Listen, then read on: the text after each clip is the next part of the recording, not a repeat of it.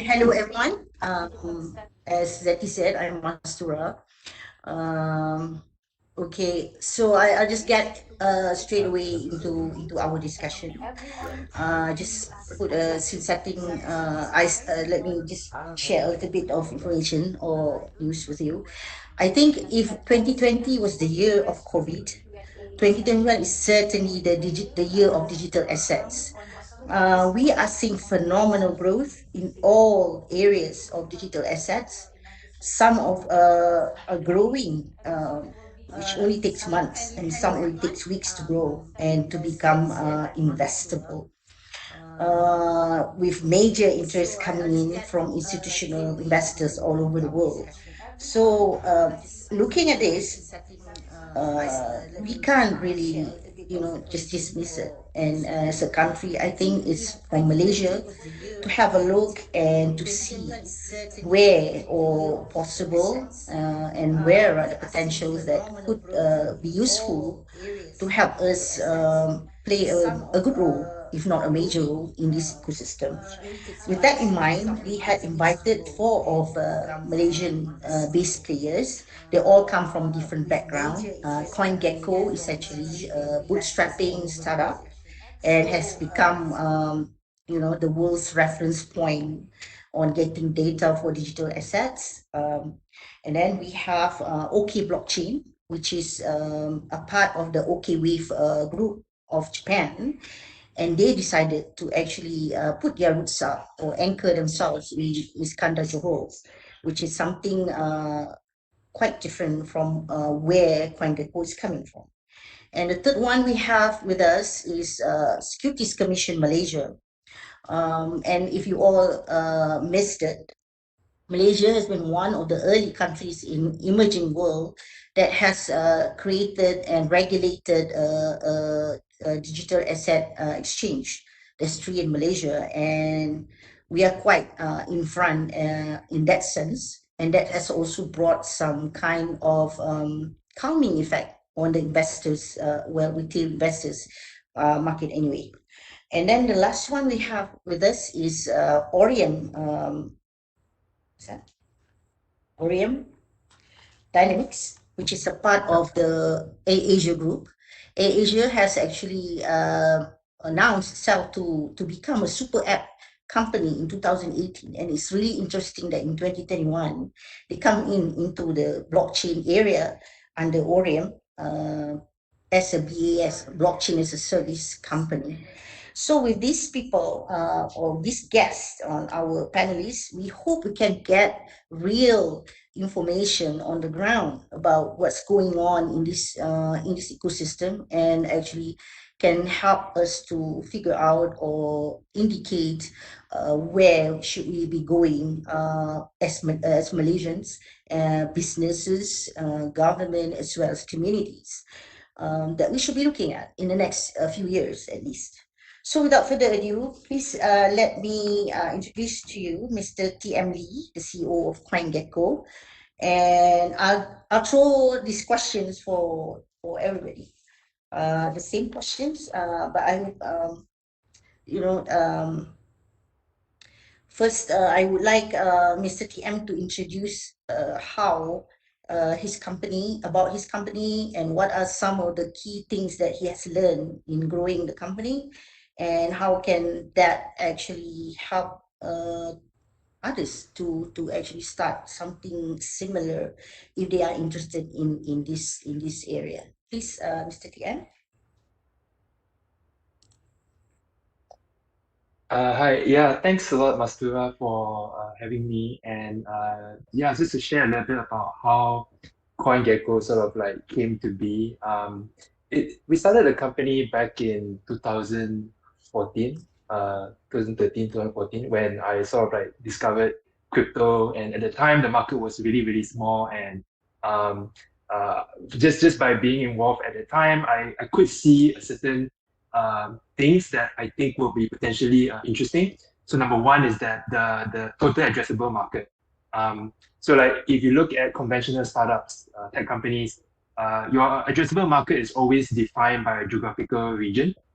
So say for example, you build a social media app you an app for say Southeast Asia, or you build a ride-hailing service. Your ride-hailing service is for a specific city. So one thing that was interesting when we discovered crypto was that it's a global market, which means that the potential is pretty big, right? So that's number one.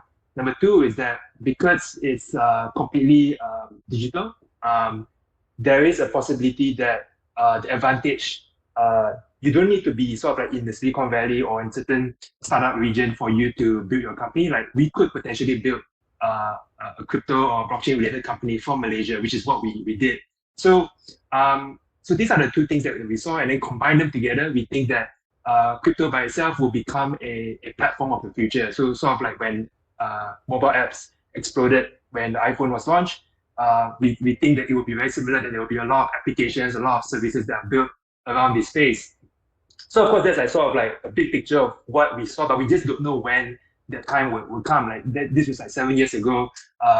We know it will come one day, but we just don't know when. So what we ended up doing was we tried to find out like what is it that we can build that we have an advantage in. So you can imagine there are a couple of services that you can build. You can build exchanges, you can build a blockchain service, you can build a data aggregator, and so on. But we decided to do data aggregation because that's where our strength is. Like myself and my partner Bobby, we are both very interested in technology. We come from building software as a service, building data platforms. So this is where we have our advantage. And because at the time also the market was pretty niche, it is possible for us to build a simple product, address a very specific problem, and then grow from there. I think even up to today, you would still consider digital asset as a niche compared to traditional finance. It is still possible to solve a very specific problem and grow from there. And again, the total addressable market is pretty huge. So I think all in all, I would say that the space right now is really, really interesting. There's a lot of momentum. Of course, there's a lot of frothiness as well, which entrepreneurs need to be very wary of. Like, do not probably jump onto the trend directly. Like, always try to analyze like where the issue is, and try to build a sustainable business as we go through. I think I can go through with more details, specific detail according to what Mastura wants, but I think in a broad picture, it is possible to build a crypto or blockchain startup from Malaysia due to the digital nature of the business, and also the fact that the total addressable market is huge from the get-go. Yeah.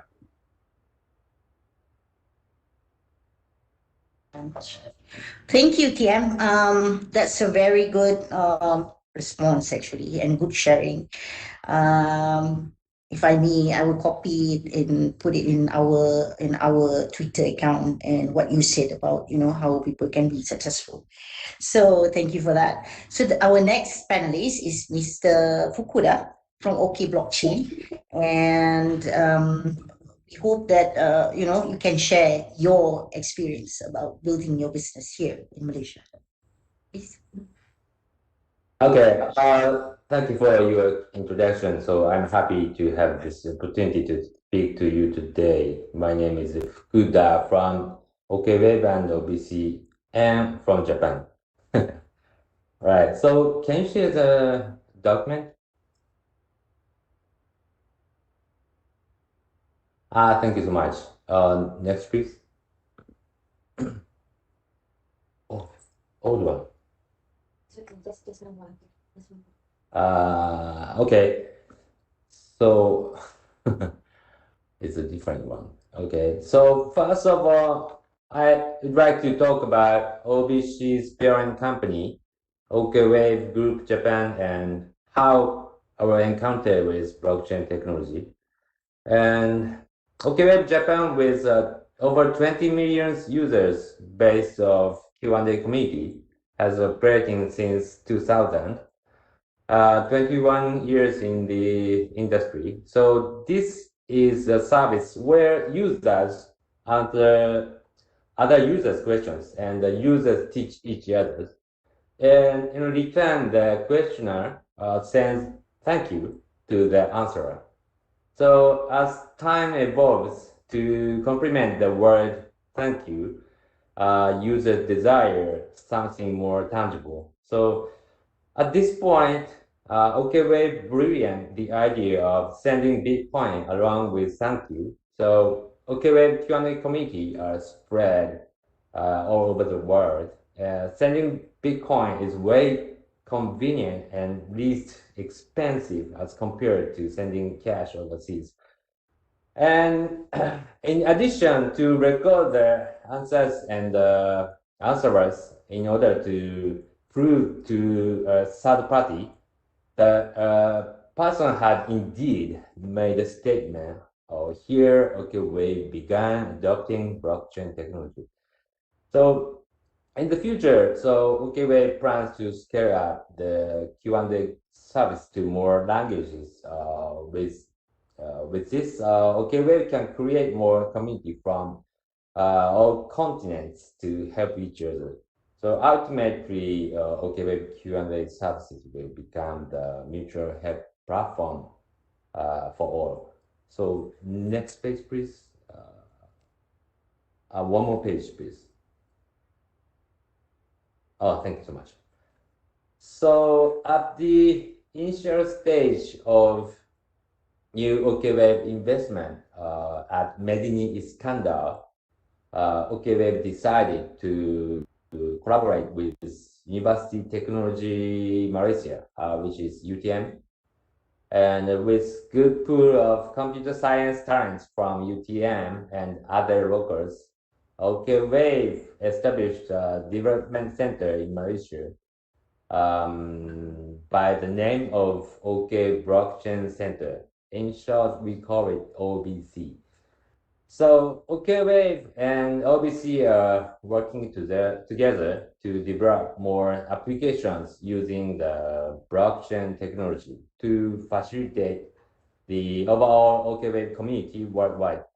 So we call in the center of the document Tohama. This one is our blockchain platform name. So this okay, next page, please. Yeah, this includes various platform services such as blockchain voting platform.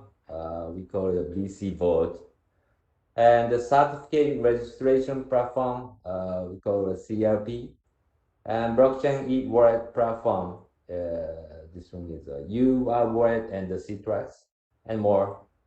So all these are developed using our own private blockchain. So by providing the blockchain-based platform to users, companies, and others, so we aim to make this know-how available to as many people as possible and contribute to the community.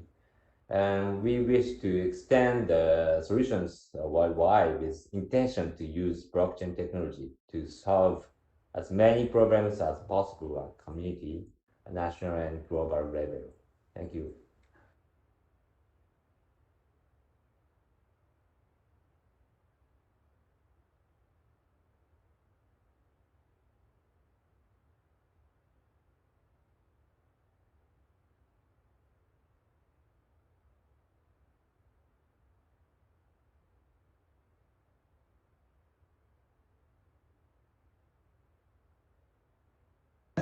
Okay, so I don't know. Is that you still have a few more slides, right? Okay. Mr. Fukuda? Yes. Uh,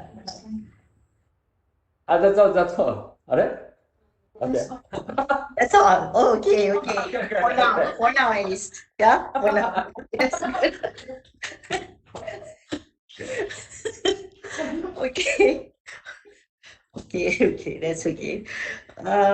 Okay, and then for now, we go to our next panelist to introduce his work, which is Mr. Zong from SC Malaysia.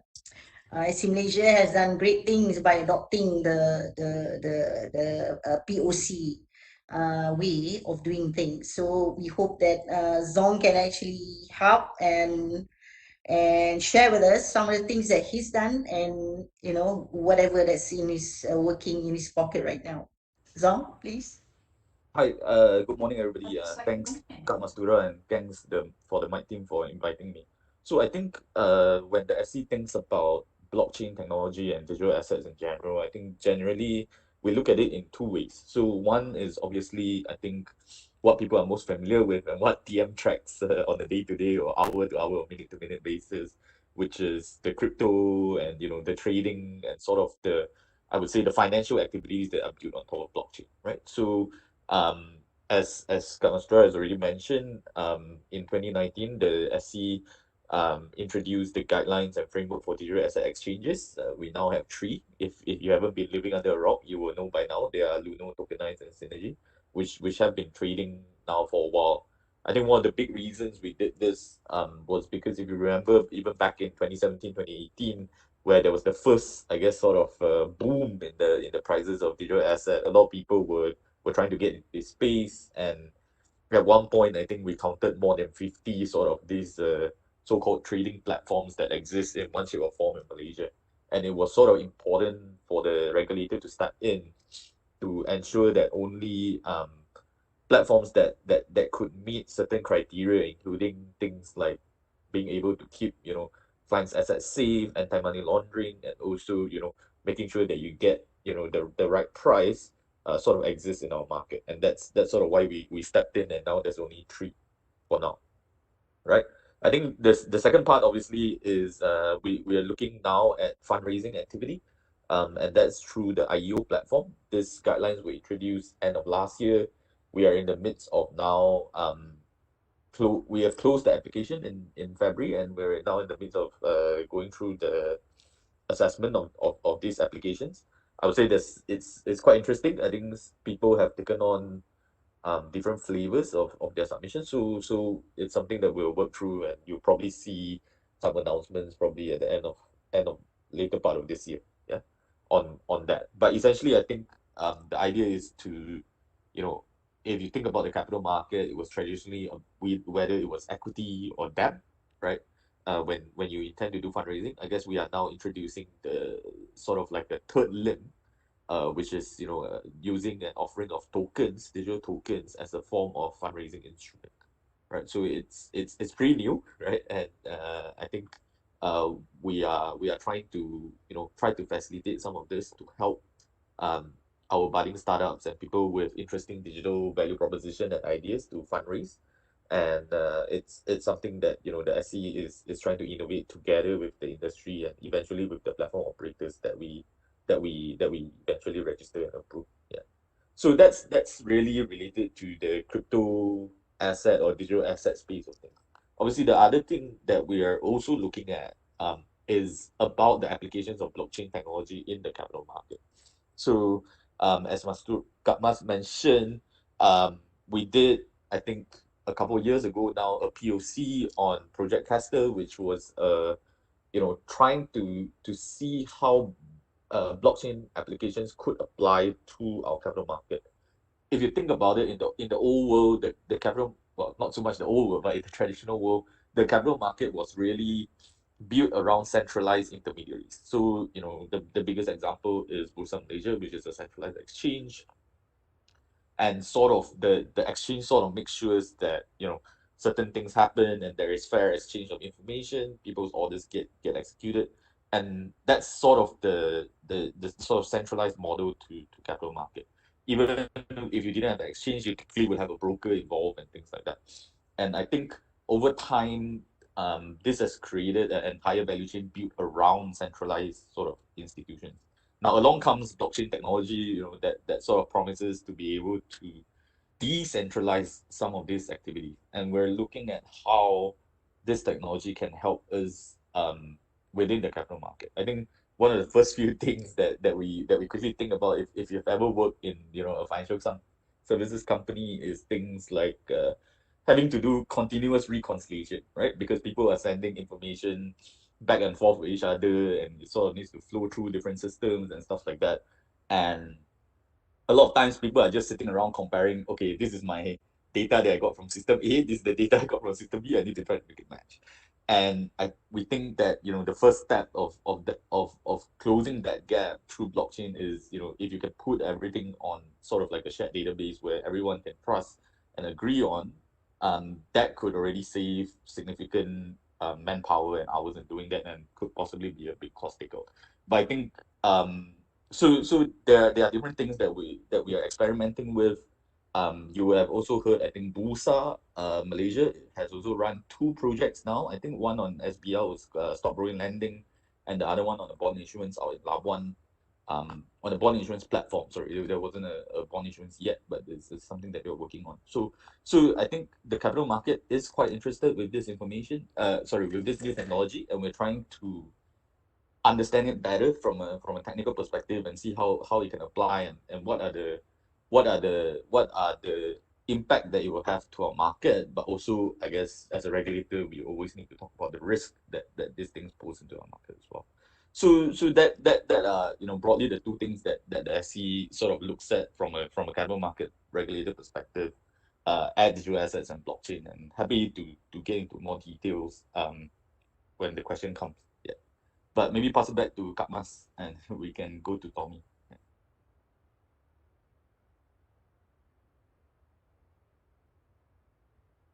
Um, I found out that actually that the exchanges that you guys have launched are actually have the status of Sharia compliance. Is that right?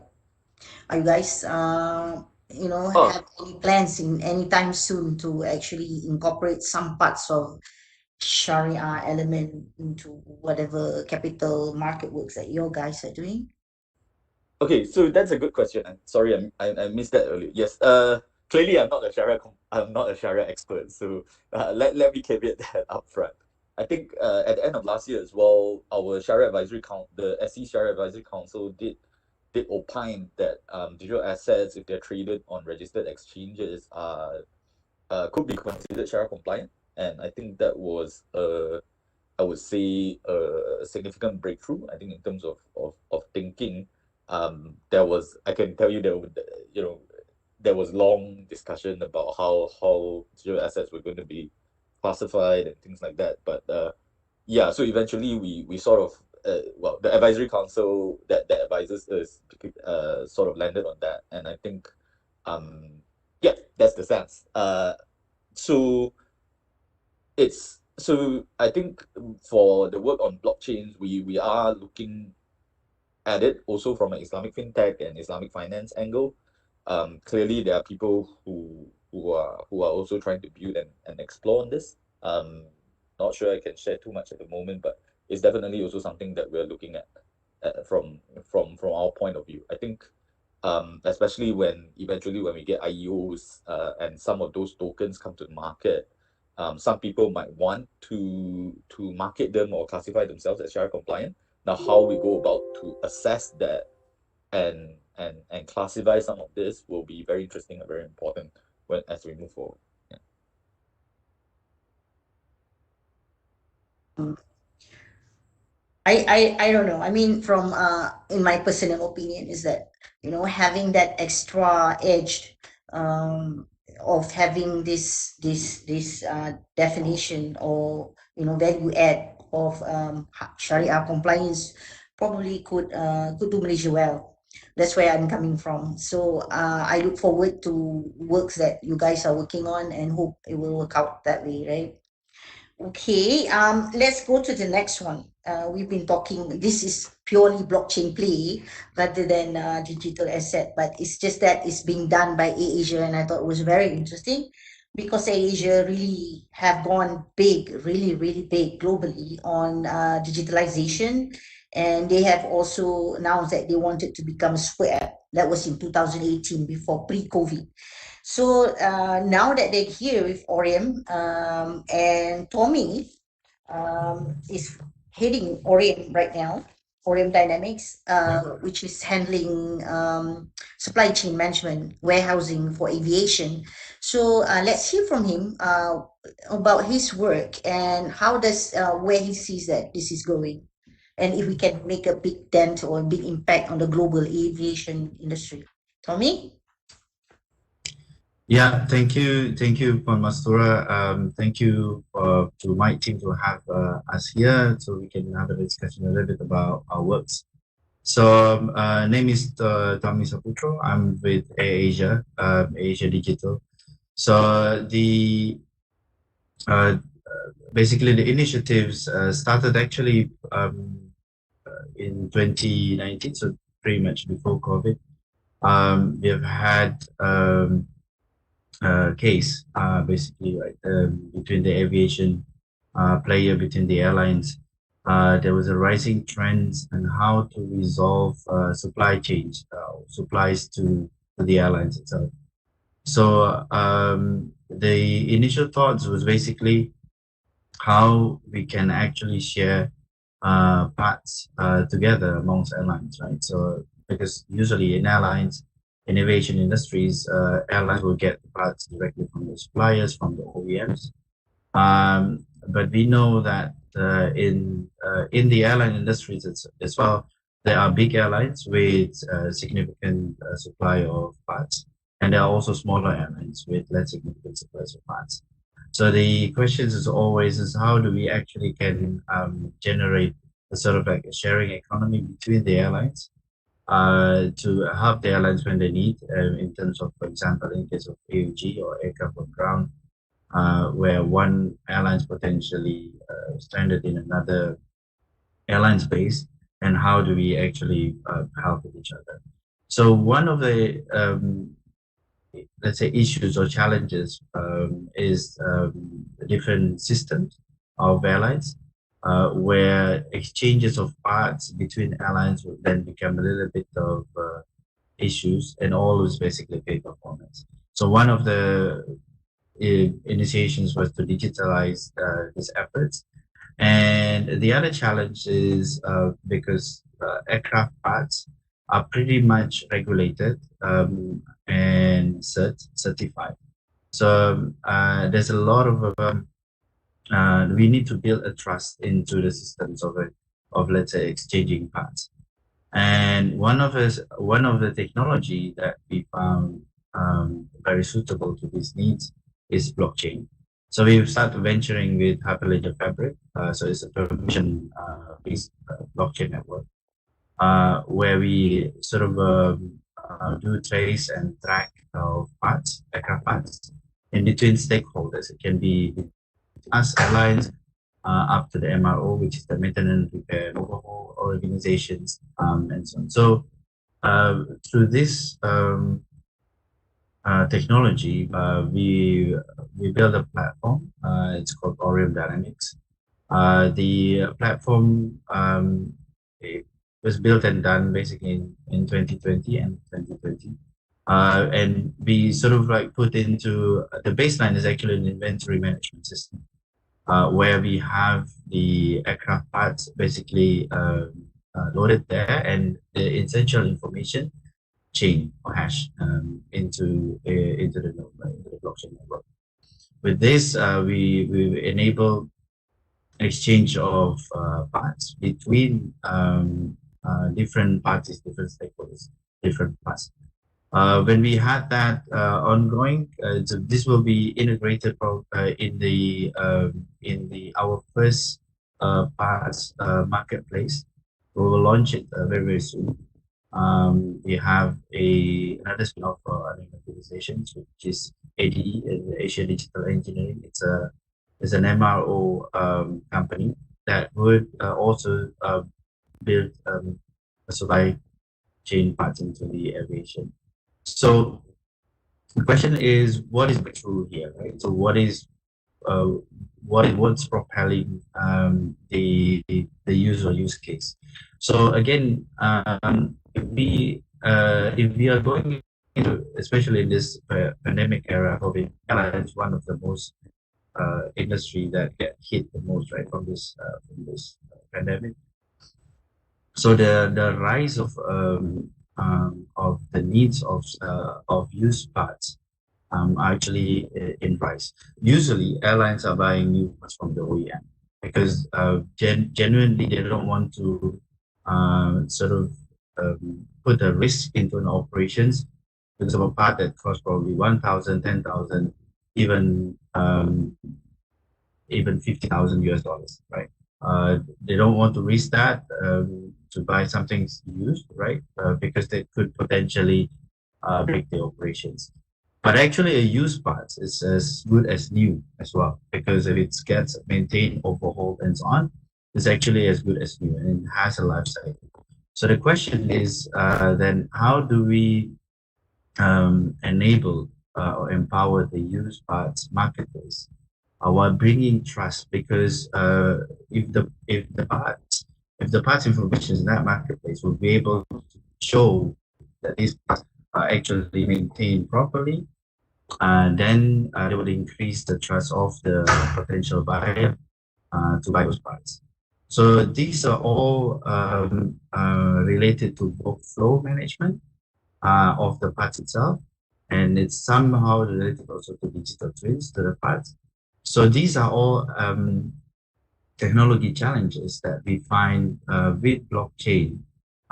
We enable that, right? So that is basically the turning point of the blockchain technology. Moving forward, we have been engaged with other agencies in Malaysia, like Maya, is the agencies that are looking after aerospace manufacturer. We have a lot of aircraft parts that is produced in Malaysia for Boeing, for Airbus, also for defense. So one of the narrative is in the aerospace sectors is as mentioned before that we have different tiers of supply, right? Tier 4, tier 3, tier 2, tier 1, all the way up to the OEM itself, Boeing Airbus. And they need to have a digital traceability, right, on quality. Airbus, Airbus, and Boeing, especially aircraft manufacturers, are more demanding right now to look into the history of how the parts is actually produced. So, and how the parts actually exchange hands. How was the quality actually being carried on throughout different stakeholders? So, blockchain is one of the technology that potentially enable that the transparency as well. And what's most strongest is the immutability, right, or the of the data itself, which is essential for the aviation industry, for the aerospace industry as well. Another attractions that we see right now, and we are working on it at this moment, is on eKYC for financial industries. So we've been through some of our partners in the group. We've been looking at and how to blockchain the eKYC process for financial sectors, right? For insurance, for bank, for digital bank, and so on. And lastly, we're working right now with another partners in the group that looking into for developing a digital platform for Muslim communities, Ikhlas. And we are looking at how to enable blockchain in the halal marketplace, for example. We're also looking into enabling blockchain in certain transactions in the Muslim community, such as wakaf, sadaqah, and also akad. Right. So it has been a quite interesting journey for me personally as well. This was basically born throughout a program, entrepreneurship program within our companies for Better Build. So we could sort of like working 80 to 20% kind of arrangements where I could spend basically 20% of my work to do some things that I want to do, like creating new product. And this is basically how we are here now. Okay. Yeah. Thanks. Thank you for sharing, Tommy. I think it's very interesting, and I think from what you guys have shared, the talks that about Malaysia having some very very high quality human capital in related to blockchain is not too far away from truth. I think we have seen that, you guys are coming, from different areas of blockchain and digital assets and have made a place for yourself in the ecosystem. I think I want to share also things like what OBC has done. Is that when they came in, they actually trained almost 100 students from UTM to master blockchain and to work with them. So I think we like this kind of engagement in Malaysia, and that's a different kind of engagement than how TM and Bobby has done via what do you call this, CoinGecko, which is also workable. And what it says, that the market is actually very, very flexible and welcome any kind of innovation. And actually in blockchain environment, innovation is the word that you have to work on, right? Okay, from there on, I like to go to the second questions about where or how or what the 5 whys of areas in digital assets that you guys think that Malaysia should embark or should go and get involved in as businesses, as government, as well as communities. Maybe we can start with TM, then he seems to have a lot of stuff to share with us. Yeah.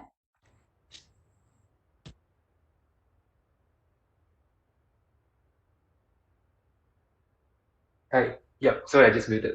Yeah, I guess as far as how Malaysia can play a role. I think yeah, second what Mastura said, like the blockchain world is really flexible, and as long as you are able to provide value, someone out there would definitely recognize that. So I guess the first thing is that in Malaysia itself, let's see like what kind of talent we have over here. So let's talk about engineering developers. At the end of the day, like the whole blockchain industry is just like, and you can think of it as another industry or another sector.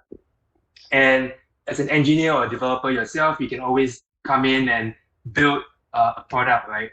You don't have to issue your own currency, you don't have to build your own blockchain. You could potentially be solving a very specific problem in the space. Like say, for example, like I think this are a couple of examples like supply chain or looking for data with regards to exchanges in a local environment. These are all like potential problems that are both local and also could be global as well. And as a developer, because the blockchain is a public infrastructure, right? You can just come in and then interpret the data and then provide some sort of a service on top of that. And any developers are open to come in to build on top of this. So there's definitely that permissionless innovation with something that's really, really young right now. And also I would say that because the space is so new, there is no like structured way or proper way of doing things. Like everyone is just learning from each other and trying to either create a standard or trying to understand what they are trying to look at right here. Next I will move on is also like say like auditors. Like there's a lot of smart contracts that are being deployed out there, codes that are written specifically for blockchain, and there are not that many auditors in the space. And if you look at the situation right now, they are all fully booked up to audit all of the products out there. And for security experts or anyone who's interested in security, this is also a space to watch for. Like you could be a security auditor in Malaysia, auditing smart contracts from any parts of the world, launching a product, and then that could be an arrangement, like a consulting arrangement. You can run a consulting shop from Malaysia. So the opportunity is also there. Economists, analysts, I think what's interesting with the blockchain space is it takes traditional finance and put it on a rocket ship and move like at breakneck speed, right? So everything that you simulate in the real world moves really, really quickly in the blockchain world. So if you are someone who loves to understand human behavior, game theory, how economy works, how incentives works, this is a space for you to do a research work, write a paper around it, and then make a case for that, because not only that would sort of like help you understand and interpret back into what's happening in the real world, but as the space continues to grow, you are actually contributing to the building blocks for us to better understand if digital asset could be the infrastructure that will power the global economy, right? So that's one.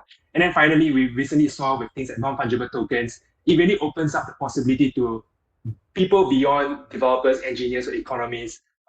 If you are a creator, right, whether you're an artist, you're a music producer, anyone who creates content, you can generally get involved in the space already by using the infrastructure out there to mint your own content, get to know the community around the space. The possibility is just pretty much endless for any kind of human capital in Malaysia to really leverage on this market share. And I think if we say that we have missed the boat back in the dot-com era, like you got the Amazon, the Google, all in the US. I think right now it's a time where the level playing field is equal, and we are not too late to take advantage of that. Yeah.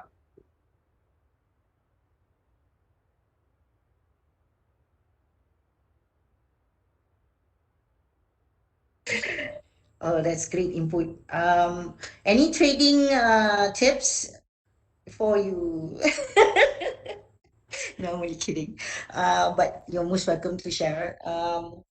I think NFT is like the rage now, and everybody's talking about it. And actually, in Malaysia, we also seeing some parties that are innovating on stablecoin to actually put it together with Islamic finance or Sharia compliance and stuff like that, and that would add value to these kind of things. And do you see NFT as like a very good financial inclusion instrument? TM? Yeah. So NFT by itself is a technology that allows you to mint a token with unique characteristic, and just to step away from all the frothiness and all the craziness that's going on right now. I would say an argument can be made that yes, there could be financial inclusion in the sense that um, to one aspect, like the content creators could finally use this piece of technology to issue their creation in a unique way and sell it to the world. I think in the old days, if you look at artists in general, the way they make money is that they advertise their portfolio on Instagram or some platforms out there, and then they have to depend on commissioning fees from clients who are interested in them, or clients would then like donate to their Patreon or something like that. But right now, it opens up a possibility where you as an artist, you can create a very unique content with some sort of a story or things like that. And then if your supporter really want to support you, and whether the supporter is like in the US or Europe, they could potentially fund your whole adventure as an artist through NFT. So I guess in that aspect, yes, it allows certain people to gain access to certain financial inclusion. And also, I think like there are some blockchain-based games out there that introduce this thing called play to earn, where when you're playing a game, I think conventionally when you play a mobile game, you don't actually be able to make money. I mean, you're spending a lot of time, which equal amount of time of working a day job, but you don't get compensated for that. And there are some games that are out there that are trying to experiment with ways that you can play the game and earn the item and then sell it to someone who is willing to buy it from you. And those kind of thing, which again opens up more possibility and more economic opportunity for more and more people. So I think that is like one part of NFT. Also, at the end, NFT, because it's a very flexible technology, you can use that to fractionalize real estates or any sort of ownership, which I think we haven't really scratched the surface yet for that. That will also allow more people to be able to easily access financial products that was once only accessible to people who have access to private banking services or high net worth individual. I think we're starting to see that shift already. That being said, of course, all these things are high risk. It's a reason why all these traded investments are being protected based on what the securities laws are out there. But the technology is there that people are experimenting to see whether the market can stomach this sort of financial inclusion to the mass or not. Okay, if that's one question I can ask you, is that as a company that actually grown organically, or shall I say like independently, how do you think or how would you wish that the government would come in and help support to grow the industry from your experience? How do you think where is it that's needed for the government to intervene, and how is it funding, is it regulation, or is it infrastructure or something like this? Where? Yeah, It's not a million question. yeah, it's a hard one. I mean, I'll just share on what's on top of my head. What I see are potential problems. Um, I think the first one is despite I said earlier that we have a lot of engineering talent over here and a lot of developers. I think there are a couple of missing gaps, right? So when it comes to if you have a engineering background or software background, it's not too difficult to understand, blockchain development and stuff like that. But there's still that gap, right? People are still very afraid to play with smart contracts, writing Solidity programming. There is still some sort of a knowledge base that someone needs to pick up. And also, like the problem with crypto is also like the space moves so quickly, and the knowledge tree will just build on top of each other. So obviously, we have been around for 3 years, 4 years, 5 years. You can see how you can slowly, take your time in 5 years, across 5 years to build up your knowledge tree. But if you just jump in right now with a fresh mind, you really need to do a lot of catch up. So I would say like if there is a magic wand I would cast, it's like, a curriculum that gets everyone up to speed within 3 months or 6 months of boot camp to understand everything that's happened in blockchain for the last 7 years or 10 years, right? So I know there are some government initiatives there with trainings for software developers and stuff like that, but not much being focused on understanding, crypto or blockchain in general. So that's like one ask, right? Second is just more and more encouragement to sort of like sell our talent globally. Like I mentioned, with all the audiences, all the talent that we have locally, like developers, auditors, economists, creators, more should be done to sell their output to the world, right? We are trying to, we can be a more like a soft skill export, that sort of thing, and that's something that I think we are not leveraging enough. So I think these are the two asks on top of my head if you were to ask me about that. Wow. Thank you so much. Noted. Thanks. Very, very much. Thanks. We take note of that. Thank you. And okay, next I like invite Mr. Fukuda to actually give his comments on where do you think from your perspective that Malaysia could go into in the next few years in the digital the what do you call this digital finance industry, and how do you think that, or what are the key things that the government can do to help make it happen? Mr. Fukuda? Yes. So, yeah. Can you share the screen? Our material.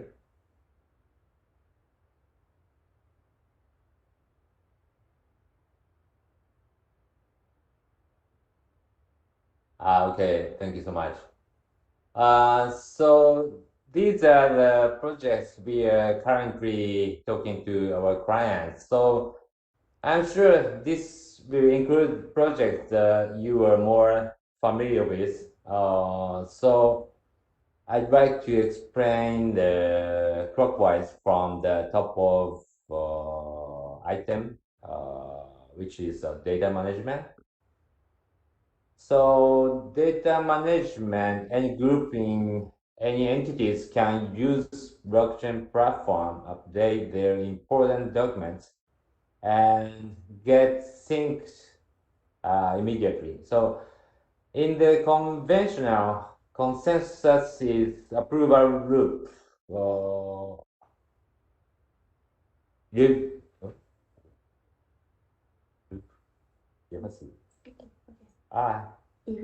irreversible. Okay. So our next one is about the carbon offset program.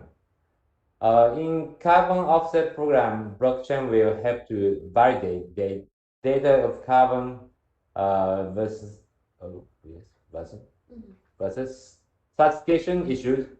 Here, blockchain will close the loophole of the integrity of the execution one-to-one.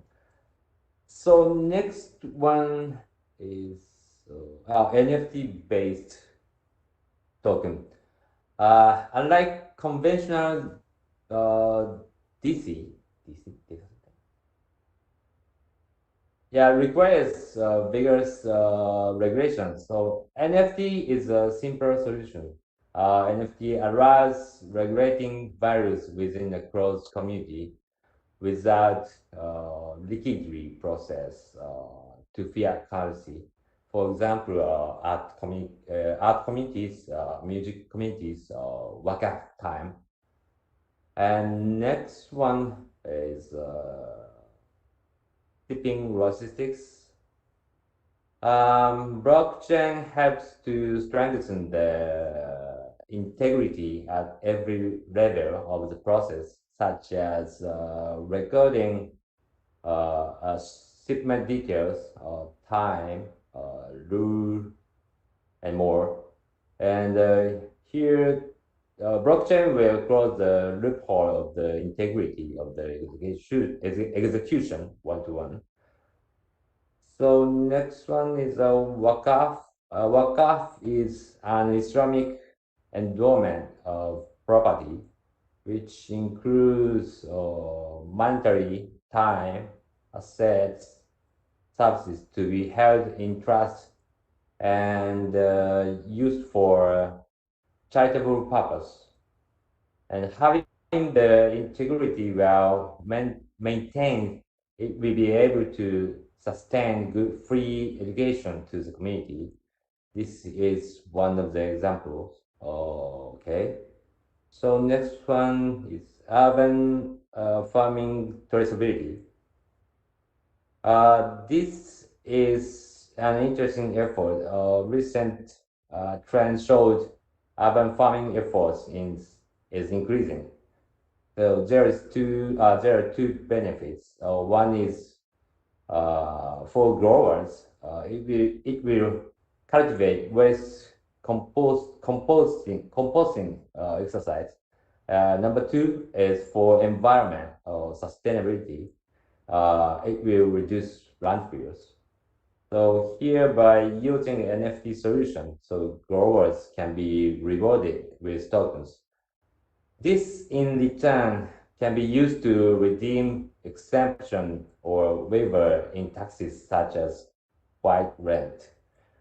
So next one is a certification platform. In a single platform, education and industry players can create and verify the certificates worldwide. So we will create more trustworthy community.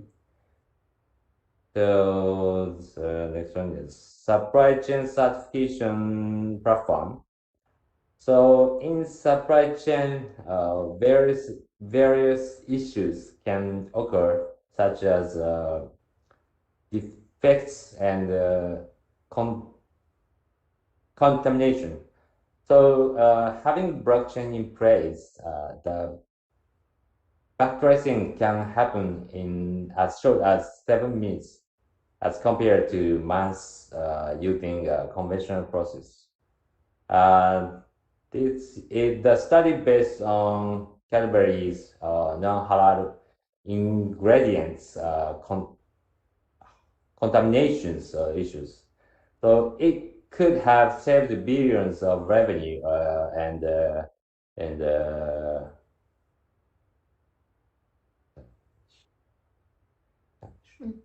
untarnished reputations if blockchain was in place. So similarly, the concept can be applied in managing foreign workers' whereabouts. So last one is halal endorsement certification. So halal endorsement is an important matter. This entails the validation process or issuance of certification and ultimately verification of certificates by end users. And here, the strengths of blockchain applies in the consensus granted at every layer of the stage. It is an irreversible and unhackable. So these are the we are currently talking to our clients. So I believe that these are our opportunities. So I also hope that this project will progress, and hopefully I will show the results later. So thank you.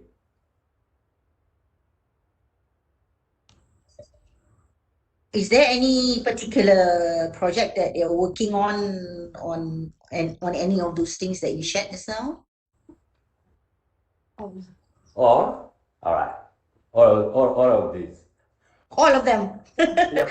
Okay, I hope you guys will become very, very successful on that one. Yeah. Thank Uh, you. okay, so let's hear what Tommy from the aviation or aerospace industry has to say about this before we go to Zong.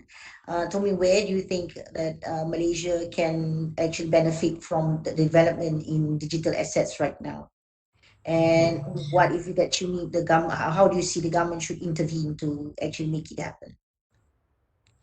The link to the government, very specific to my industry, for example. This is something that we're longing actually for quite some time. Is, for example, custom, because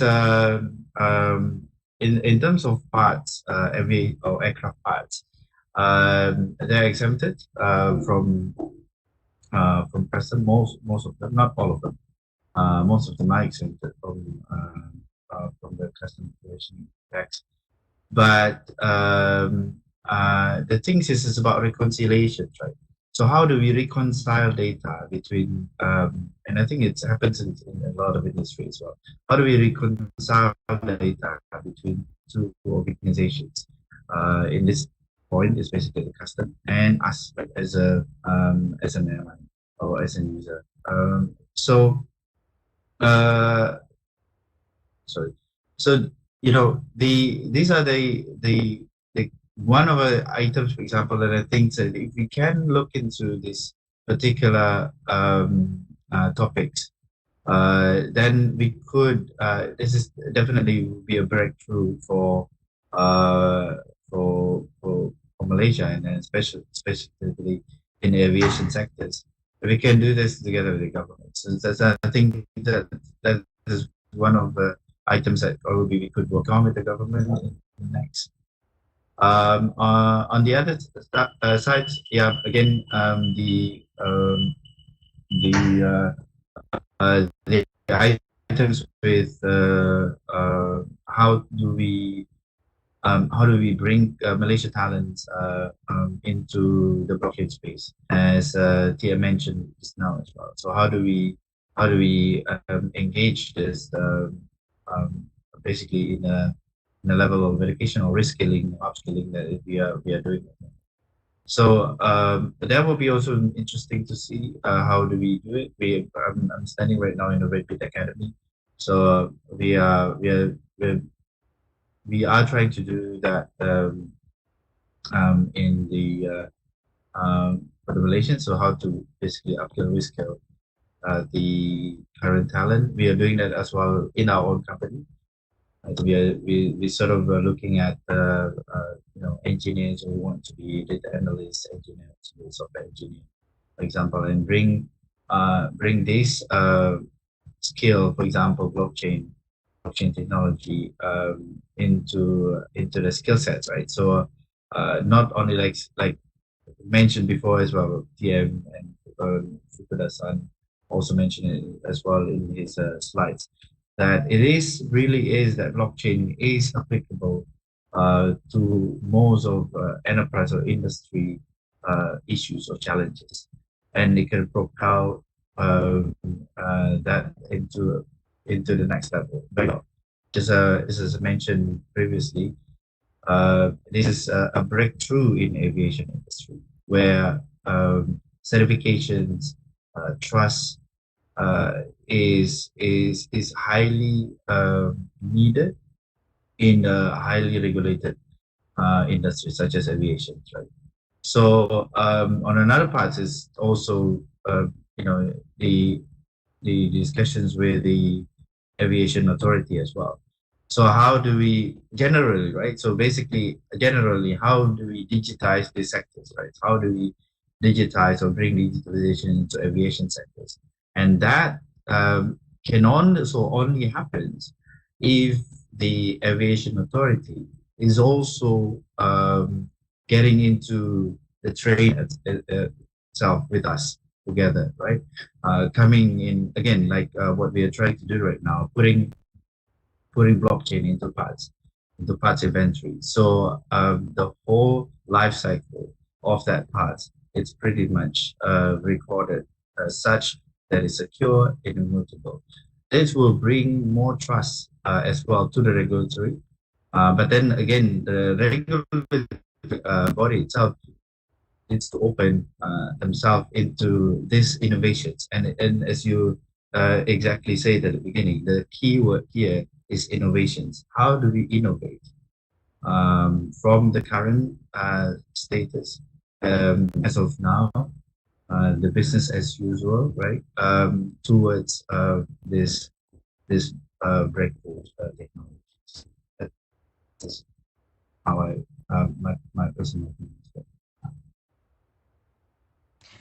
Okay, just to share with you, actually Malaysia under MOSTI is looking at doing a POC or proof of concept project for AEO, authorized economic operator under the customs purview.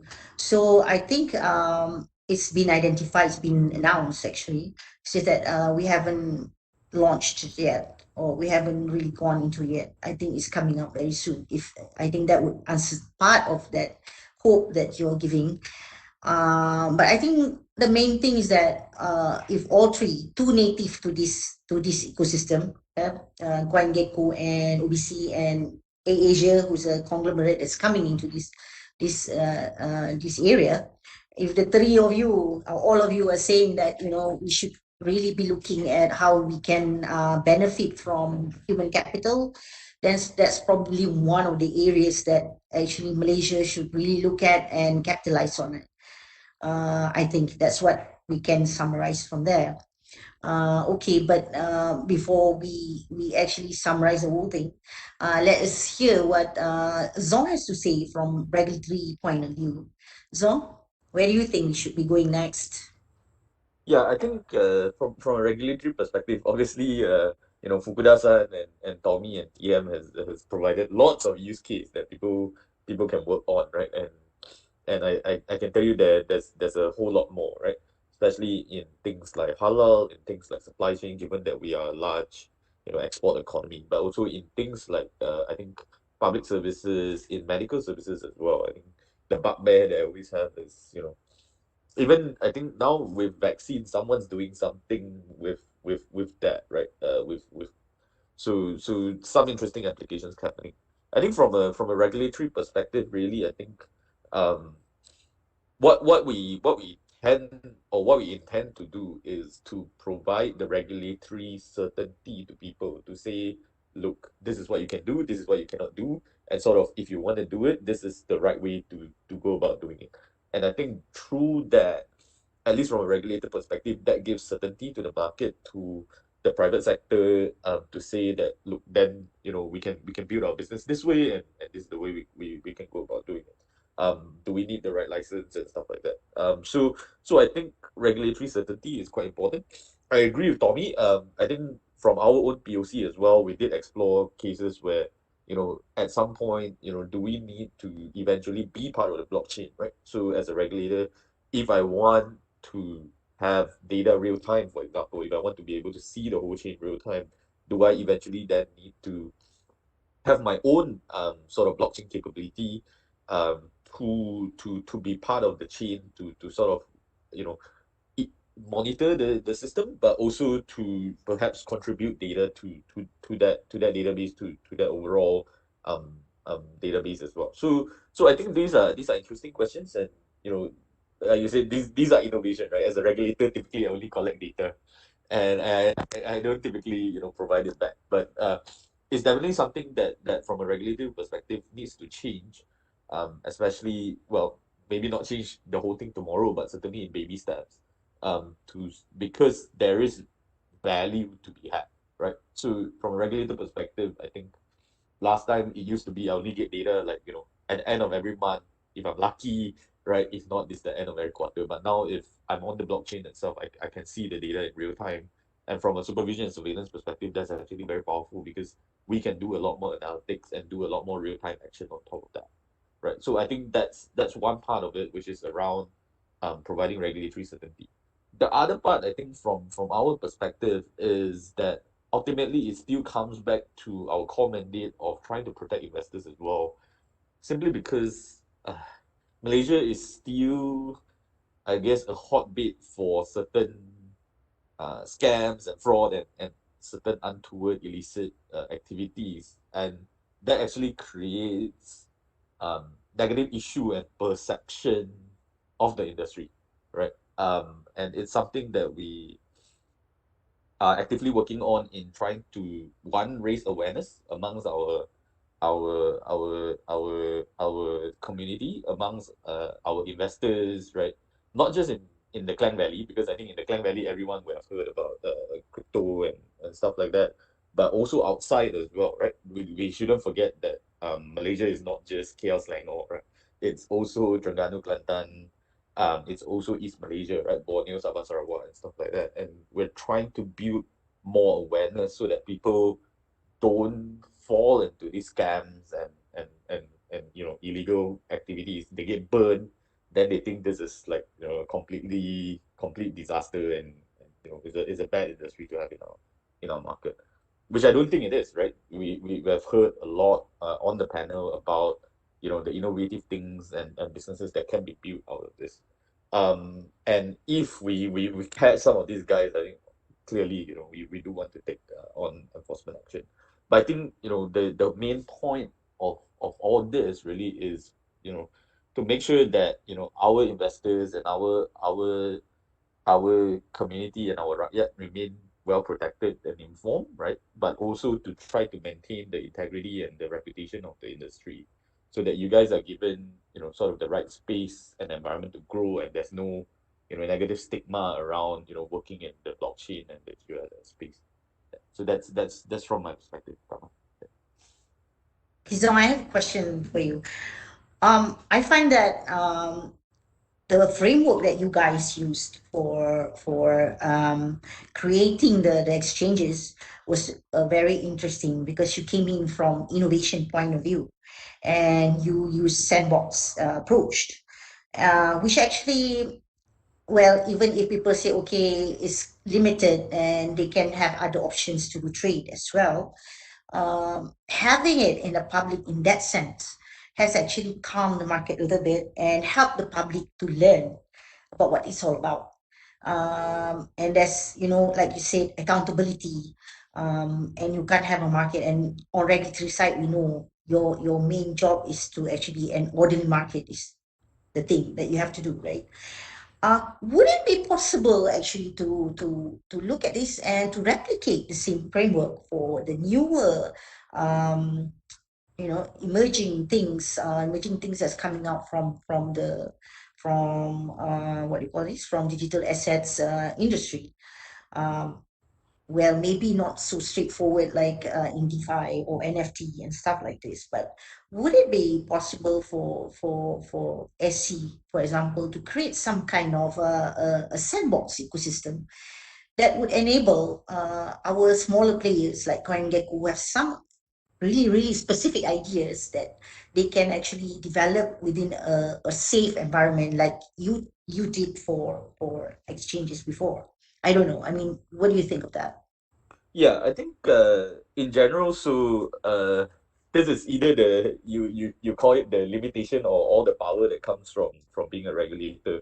But our powers are enshrined in the law, right? So before 2019, before we had the prescription order come into force that specifically prescribed certain types of digital assets and activities as securities and securities activities, we didn't really have power to sort of come into this space and impose regulations. But once we had that, then it sort of became easier to do that.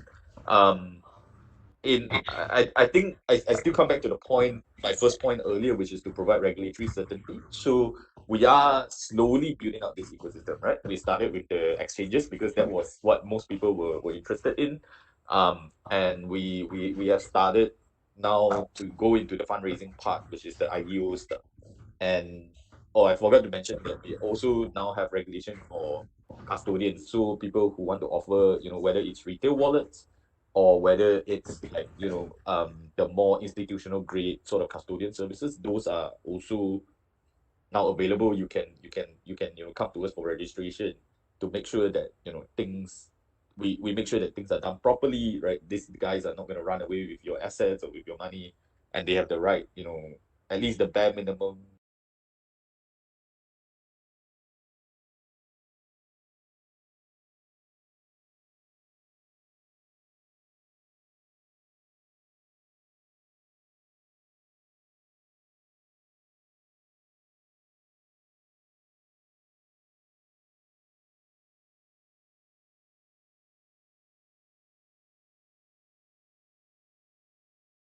Right?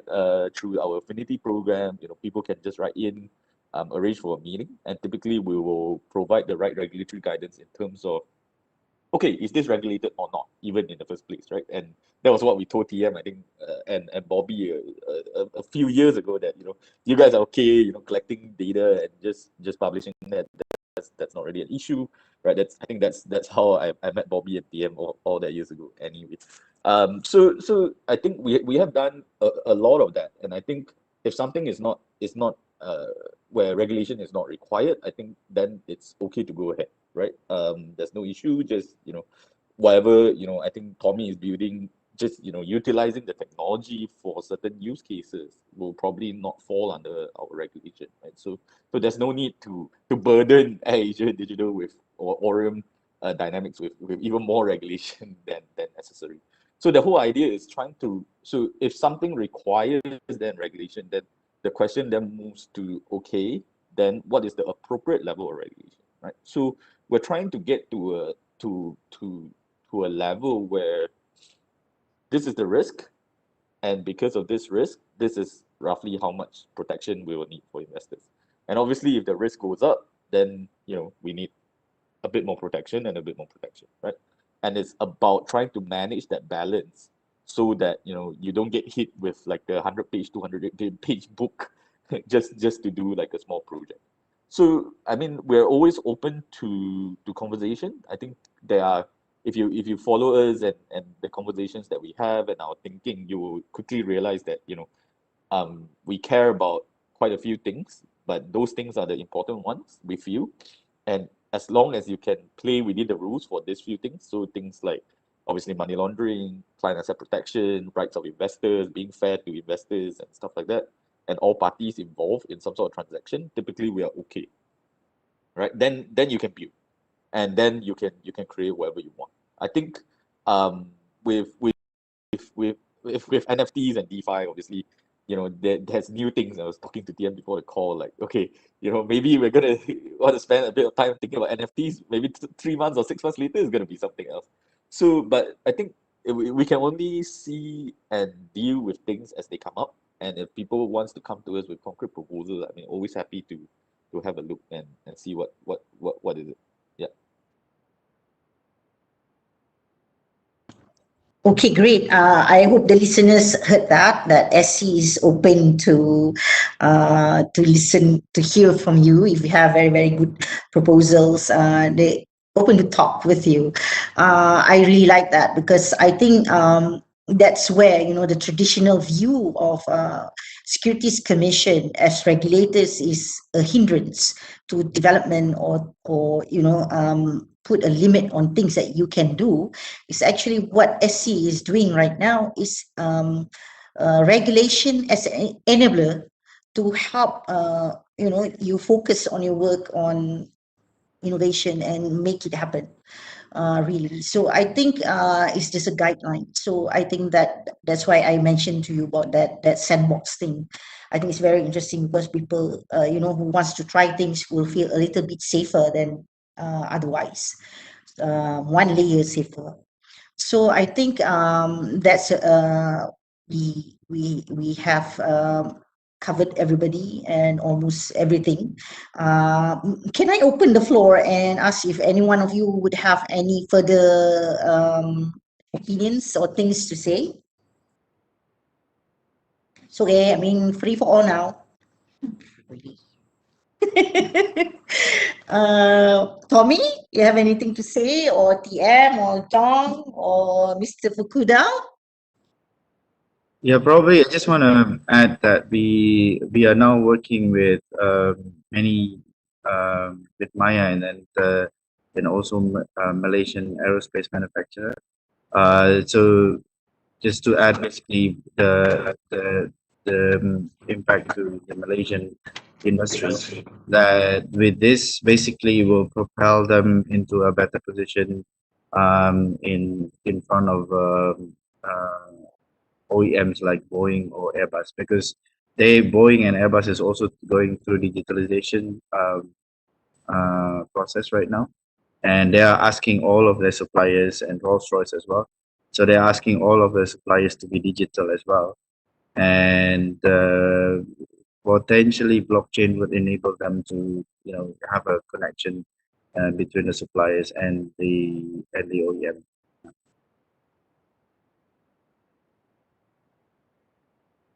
That's I great think if news. there's How about yeah? Yeah, sorry. I think if there's one thing I wanted to just add as a last note is while the space is pretty exciting right now, I mean we have seen so many headlines and things like that. I think it's always important to keep in mind the nature of the market or nature of the industry being very cyclical. So if you're coming in right now, you know trying to study the space, trying to understand what this is about, and then suddenly the whole market tank and everybody leave the space, for example, and then you think that this is just a trend. Try to ask yourself, like, whether you're interested in understanding, whether this technology will solve certain kind of problems, because this is I see this as a long-term thing, right? So over the years, there's always an up and down, up and down, up and down, and the people who has been in the space, um, building up their knowledge, talking to people, talking to the community, learning about things, and trying to find the use case that clicks and the one that works. Because it's all about timing as well. It's all about product market fit. At times, like sometimes you want to solve all the problem, but you can't find product market fit, right? So it's always good to just dive in and study and learn the space. And whether the market goes up and down, it doesn't really matter as long as you are genuinely interested. I think that is a good direction to take. Yeah.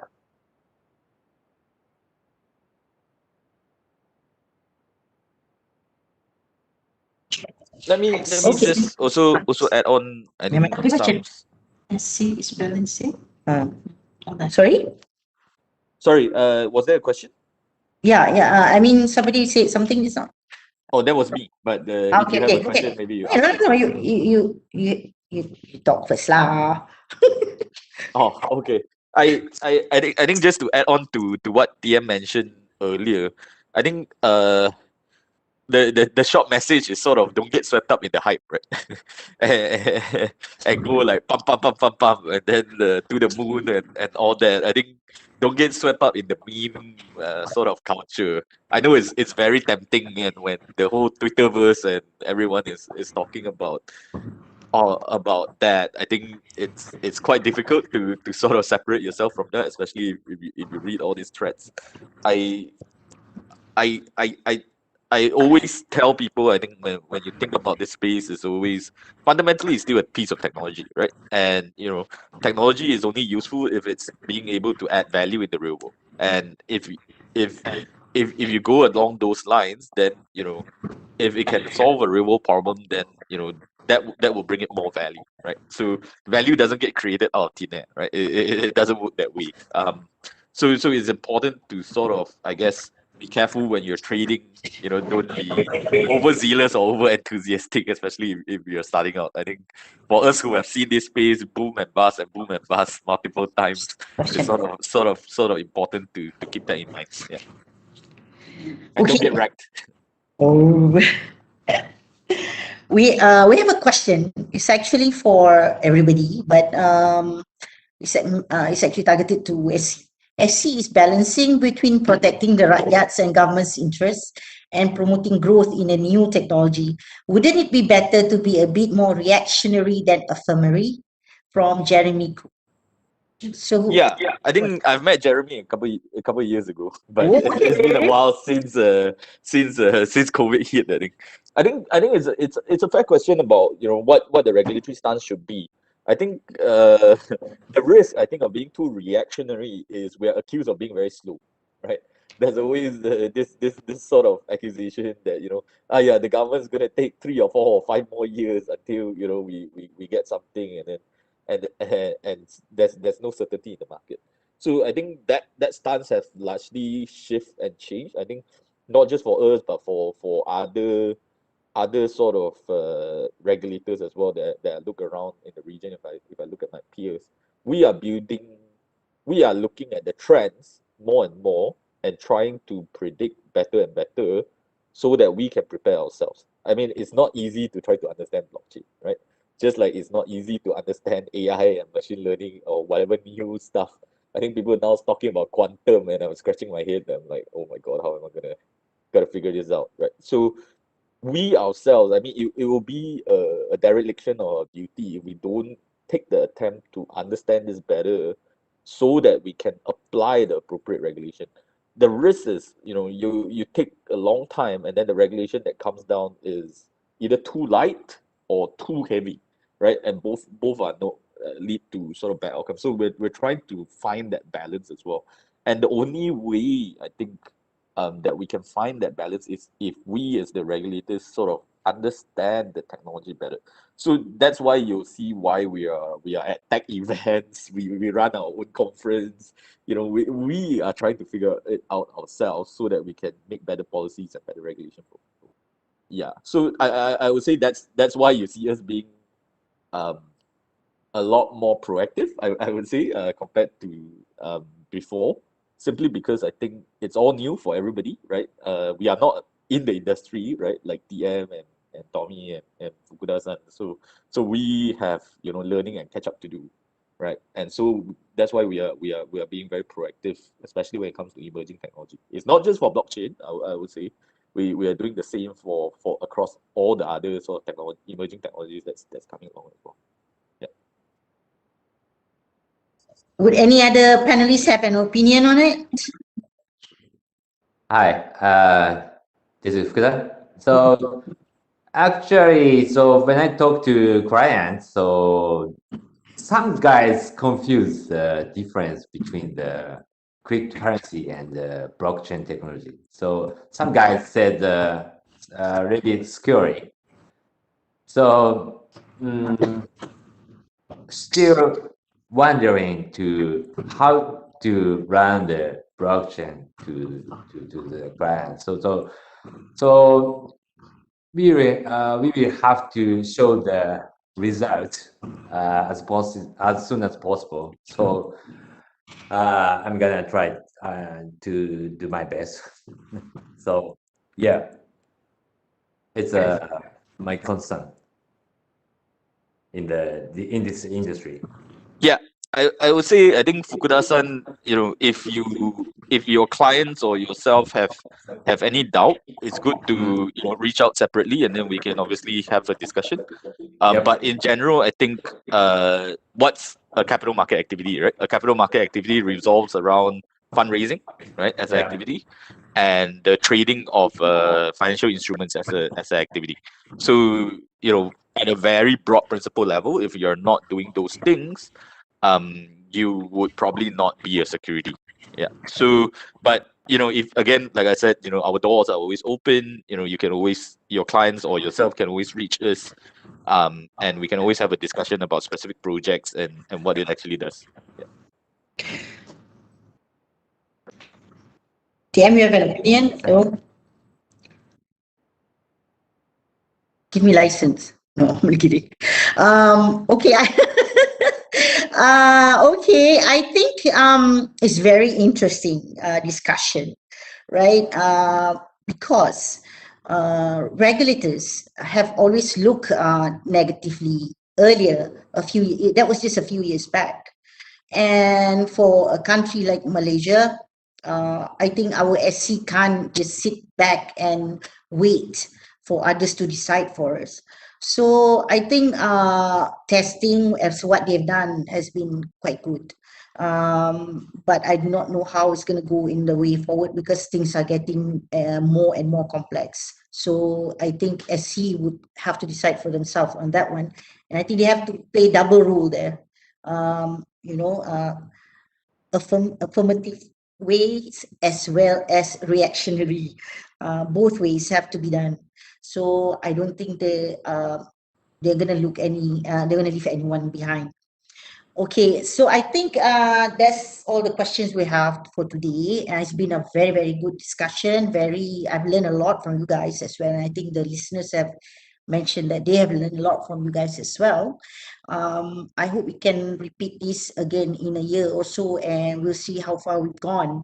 Thank you for the kind inputs on how Malaysia could actually move forward and win or gain something from the trends that's going on right now. I think I agree with TM just now, but that's only me, that we need to niche and play well in your niche.